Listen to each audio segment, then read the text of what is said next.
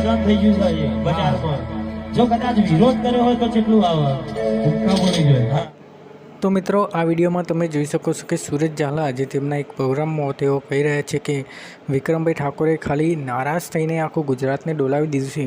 જો તેમને વિરોધ કર્યો હોય આ ઠાકોર સમાજના અપમાનને ઠાકોર સમાજના કલાકારોના અવગણનાનો જો વિરોધ કર્યો હોય તો શું હાલત થાત તેનો આ વિડીયો અત્યારે ખૂબ જ વાયરલ થઈ રહ્યો છે। વિડીયો પસંદ આવે તો વિડીયોને લાઇક કરજો, વિડીયોને શેર કરજો, ચેનલ પર ચેનલ સબસ્ક્રાઈબ કરજો।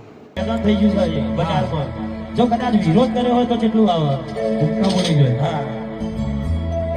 એ મારા વિક્રમભાઈના હલારાની વાતો કરે છે